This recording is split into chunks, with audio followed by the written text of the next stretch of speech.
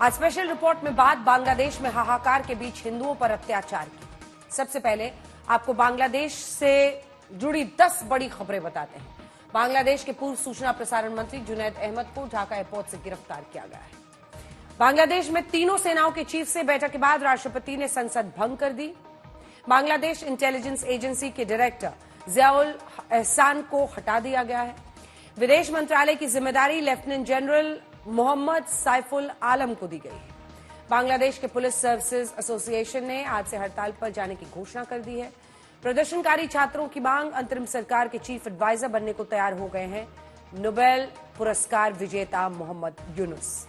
संकट के बीच बांग्लादेश में अंतरिम सरकार बनने के पक्ष में है अमेरिका। अमेरिका ने बांग्लादेश के पूर्व प्रधानमंत्री शेख हसीना का वीजा रद्द कर दिया है। बांग्लादेश की पूर्व प्रधानमंत्री खालिदा जिया को जेल से रिहा कर दिया गया है। बांग्लादेश के 27 जिलों में हिंदुओं के घरों और दुकानों पर हमलों की खबर आ रही है। अब आइए आपको दिखाते हैं संकट के बीच बांग्लादेश में क्यों डर और दहशत में जीने को मजबूर हैं लाखों हिंदू।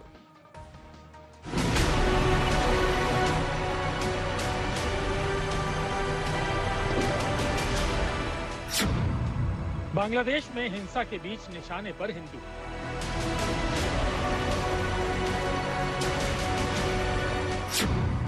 हिंदुओं के घर और मंदिर पर जारी हैं हमले।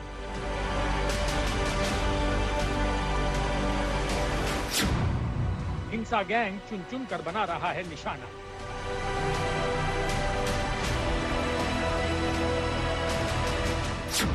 मंदिर में लूटपाट और बम से हमला हुआ।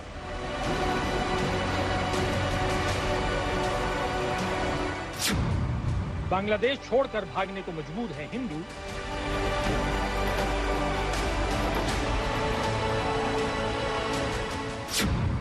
बांग्लादेश में हिंदुओं पर इतना अत्याचार क्यों?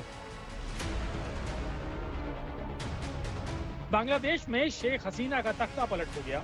शेख हसीना जान बचाने के लिए अपना मुल्क छोड़कर भारत आ गई। बांग्लादेश में हालात आउट ऑफ कंट्रोल हैं, लेकिन हिंसा और उपद्रव के बीच बांग्लादेश के अलग अलग शहरों में हिंदुओं के मंदिरों और घरों को निशाना बनाया जा रहा है। दहशत का आलम यह है कि हिंदू अपने घर की चारदीवारी के अंदर भी सुरक्षित नहीं है। पता नहीं कब उपद्रवियों की भीड़ हिंदुओं को अपनी सनक का शिकार बना डाले।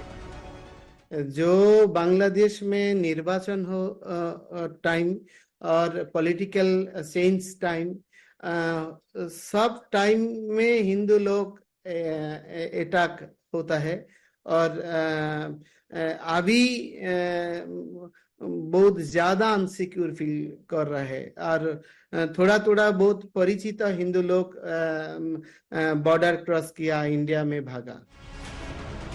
ये तस्वीरें मेहरपुर के इस्कॉन मंदिर की हैं। मंदिर पर आधी रात को हमला किया गया। हमलावरों के सर पर खून सवार था। किसी तरह मंदिर के पुजारी ने अपनी जान बचाई।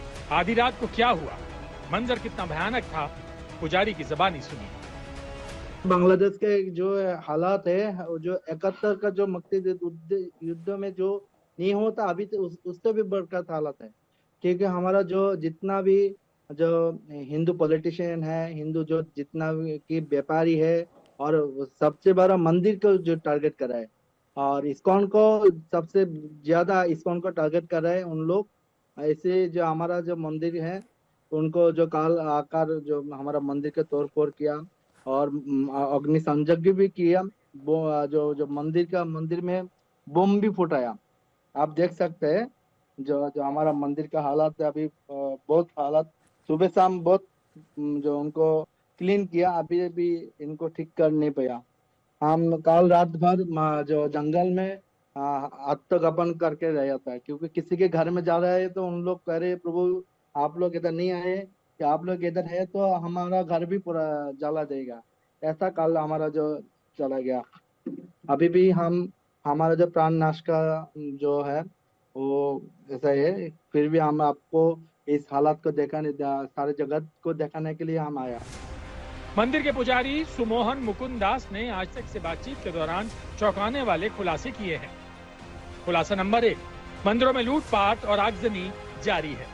खुलासा नंबर 2, जंगल में भागकर उपद्रवियों से बचाई जान। खुलासा नंबर 3, उपद्रवियों ने मंदिर पर बम से हमला किया। खुलासा नंबर 4, उपद्रवियों के डर से कोई मदद को तैयार नहीं। खुलासा नंबर 5, उपद्रवियों ने बांग्लादेश छोड़ने की धमकी दी।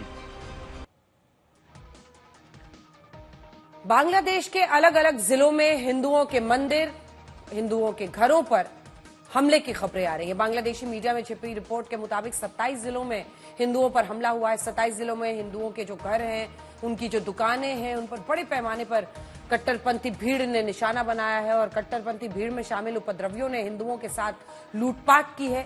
रंगपुर से हिंदू काउंसलर हराधन रॉय और काजल रॉय की हत्या कर दी गई है। ढाका में भारतीय सांस्कृतिक केंद्र में तोड़फोड़ की गई। मेहरपुर इस्कॉन मंदिर, जिसकी हमने तस्वीर और रिपोर्ट आपको दिखाई, वहां पर तोड़फोड़ के बाद आगजनी कर दी गई। खानसामा में 2 हिंदू घरों, 200 से ज्यादा उपद्रवियों ने आग लगाई है। कालीगंज के चंद्रपुर गांव में 4 हिंदू घरों में तोड़फोड़ और लूटपाट। दिनाजपुर कस्बे और दूसरे उपजिलों में 10 हिंदुओं के घरों पर हमला हुआ है। रेल बाजार हाट में एक मंदिर में तोड़फोड़ की खबर है। वहीं लाल मोनेर हाट सदर में पूजा समिति के सचिव प्रदीप चंद्र रॉय के घर पे भी लूटपाट की खबर है। यही डर इस वक्त बांग्लादेश में रहने वाले लाखों हिंदुओं के दिलों में है। पता नहीं किस घड़ी हमलावर मौत के घाट उतार दे। बड़ी बात यह है कि बांग्लादेश में हिंदुओं की कोई सुनने वाला नहीं है। लोकल प्रशासन ईओनो उपजिला हेड में फोन किया, बांग्लादेश रैपिड एक्शन बटालियन में फोन किया, उन नहीं सहायता के लिए अपारगता किया और पुलिस ड्रेस चेंज किया और भागा। बहुत पुलिस स्टेशन अटैक किया और बहुत पुलिस लोग ड्रेस चेंज किया और भागा। बात सिर्फ एक मंदिर और एक शहर की नहीं है। बांग्लादेशी मीडिया में छपी रिपोर्ट के मुताबिक बीते 24 घंटे में बांग्लादेश के 27 जिलों में चुन चुन कर हिंदुओं पर हमला किया गया। कट्टरपंथी और उपद्रवियों के निशाने पर हैं। हिंदुओं के मंदिर, हिंदुओं की दुकानें, हिंदुओं के दफ्तर, हिंदुओं के घर और हिंदुओं के गांव। बांग्लादेश के चिटगांव में हालात कितने खराब हैं, इस्कॉन धाम के पुजारी ने आज तक से एक्सक्लूसिव बातचीत में बताया। धीमी स्थिति है, बहुत अच्छा नहीं।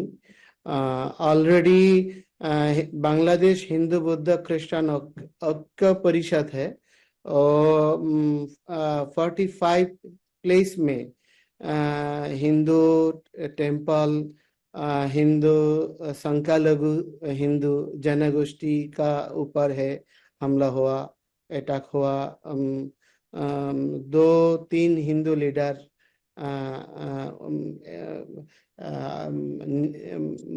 मृत्यु वरण किया। तो इस्कॉन मेहरपुर है, वहाँ पर कल रात में अग्नि संयोग हुआ और आदर्श टेम्पल इस्कॉन अटैक नहीं हुआ, परिस्थिति अच्छा नहीं है। बांग्लादेश में हिंदुओं पर हमले नई बात नहीं। कट्टरपंथी संगठनों की तरफ से हिंदुओं को निशाना बनाया जाता रहा है। बीते 24 घंटे में हिंसा के बीच एक बार फिर हिंदुओं पर हमले किए जा रहे हैं। दरअसल बांग्लादेश में हिंदू अल्पसंख्यक हैं।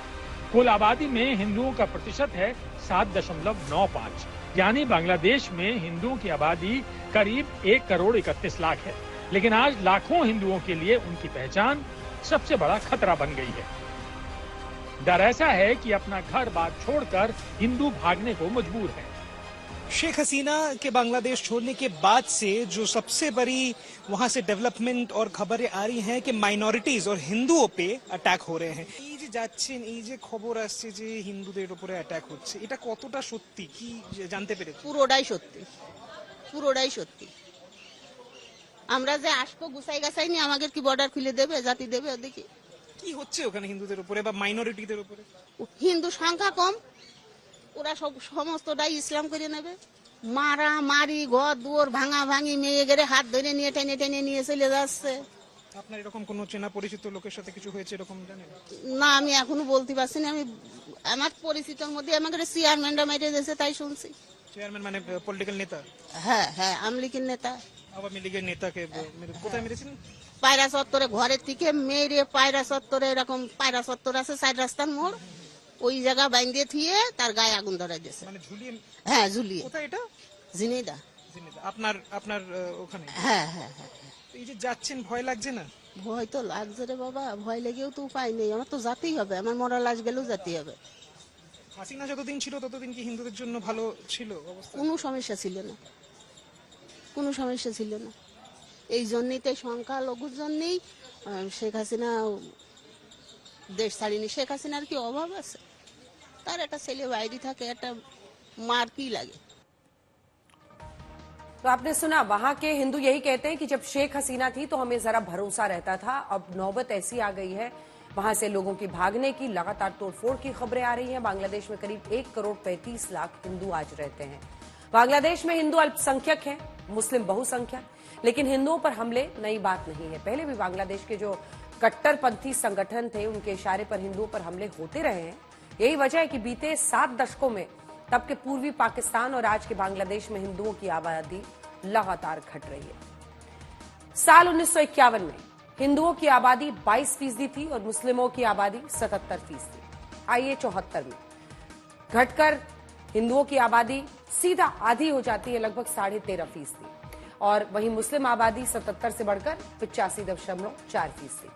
2011 में हिंदुओं की आबादी घटकर 10% रह जाती है, मुसलमानों की आबादी बढ़कर हो जाती है लगभग 79%।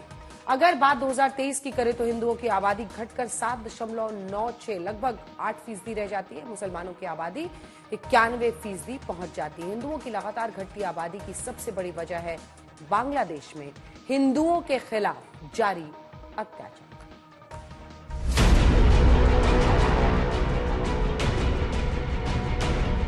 बांग्लादेश में अशांति के बीच आज केंद्र सरकार ने सर्वदलीय बैठक में चर्चा की। मीटिंग में गृह मंत्री अमित शाह, बीजेपी अध्यक्ष जेपी नड्डा, रक्षा मंत्री राजनाथ सिंह के साथ साथ नेता विपक्ष राहुल गांधी भी मौजूद थे। सर्वदलीय बैठक में विदेश मंत्री जयशंकर ने बांग्लादेश के ताजा हालात को लेकर जानकारी साझा की। बांग्लादेश संकट पर पहले सर्वदलीय बैठक हुई और फिर विदेश मंत्री ने राज्यसभा में बयान दिया। The situation in Bangladesh, sir, is still evolving. We are in close and continuous touch with the Indian community in Bangladesh through our diplomatic missions. There are an estimated 19,000 Indian nationals there, of which about 9,000 are students. The bulk of the students, however, have already returned to India in the month of July on the advice of the High Commission. Properties of individuals associated with the regime were torched across the country. What was particularly worrying was that minorities, their businesses and temples also came under attack at multiple locations. विदेश मंत्री जयशंकर ने माना कि बांग्लादेश में हिंदुओं को निशाना बनाया जा रहा है। वहीं दूसरी तरफ बांग्लादेश में रह रहे हिंदू भारत से मदद की अपील कर रहे हैं। I want to tell Prime Minister Narendra Modi, please help us, help Bangladeshi Hindus, and because any government form in Bangladesh, this is that government is like India, have to like India, because India help. Without help, Bangladesh government cannot set. Then I think if Narendra Modi will tell our government, any government, then they will hurt and they will government will save us. I think. प्रधानमंत्री नरेंद्र मोदी से लोगों की जो उम्मीदें हैं वो आपने सुनी इस वीडियो में। आइए आपको सीधे लिए चलते हैं मंजीत से। नेगी हमारे सहयोगी इस वक्त हमारे साथ जुड़ गए हैं लाइव। मंजीत, क्या खबर है? एक तो शेख हसीना पर भी खबर आ रही है कि यूरोप के किसी मुल्क में जा सकती है, और भारत का क्या रोड मैप है? भारत सरकार की तरफ से क्या जानकारी मिल रही है? मंजीत, देखिए, फिलहाल अंजना, भारत सरकार के सामने दो केंद्र बिंदु हैं। एक बांग्लादेश में रह रहे हमारे जो लोग, उनसे बचाव की उम्मीद रख रहे हैं, और दूसरी बात हिंडन जो फोकस है, जहां पर इस वक्त शेख हसीना है। अभी की जानकारी के मुताबिक शेख हसीना को लेकर दो प्लान पर भारतीय एजेंसियां काम कर रही हैं, long term and short term. अभी आज की अगर मैं दिन भर की बात करूं तो सुबह एनएसएस डोभाल ने पूरे हालात की जानकारी ली, दो मोर्चों पर काम हुआ। एस जयशंकर जो विदेश मंत्री, उन्होंने राजनीतिक मोर्चे पर संसद में इस देश की इस हालात को रखा, और दूसरे मोर्चे पर, सामरिक मोर्चे पर जो सुरक्षा का मोर्चा है, एनएससी डोभाल ने सारी जानकारी प्रधानमंत्री को दी लगातार। और इसके साथ ही अगर जिस तरह के हालात इस वक्त बने हैं, शेख हसीना को अगर ब्रिटेन या दूसरे देशों में शरण नहीं मिलती है, उन्हें लंबे समय तक भारत में रहना पड़ता है, तो उस हालात में उनको लंबे समय तक हिंडन में नहीं रखा जा सकता। उसको लेकर हमारे पास जो जानकारी है, आज हिंडन से लेकर पालम और सफदरजंग जो दो हवाई अड्डे हैं, वहां पर एक ड्रिल की गई, जिसके जरिए अगर उनको दिल्ली या दूसरी जगह शिफ्ट करना होगा तो कैसे वो वहां से आएंगी, उसको लेकर एजेंसी अपनी ड्रिल को लगातार कर रही है। आने वाले दिनों में हो सकता है शेख हसीना भारत के बाकी जो बड़े लोग हैं, चाहे प्रधानमंत्री नरेंद्र मोदी है, रक्षा मंत्री है, विदेश मंत्री, उनसे भी उनका अगर मुलाकात का कार्यक्रम होता तो वो कैसे संभव होगा, और अगर उन्हें दिल्ली हिंडन से हटाकर लंबे दूसरी जगह शिफ्ट करना हो तो उसकी क्या तैयारी होगी, उनकी सुरक्षा की क्या तैयारी होगी। तो ये सुरक्षा के लिहाज से अगर हम शेख हसीना को देखें तो उसको लेकर एजेंसियां काम कर रही हैं। और दूसरी तरफ सरकार के सामने एक बड़ी चिंता बांग्लादेश में रह रहे जो खासतौर से हिंदू लोग हैं, उनकी सुरक्षा को लेकर भी चिंता है। बहुत बहुत धन्यवाद आपका मंजीत। हमारे सहयोगी मंजीत नेगी जानकारी दे रहे थे कि भारत किस तरह से इस पूरे मामले को देख रहा है और किस तरह आगे कदम और रणनीति बनाई जा रही है।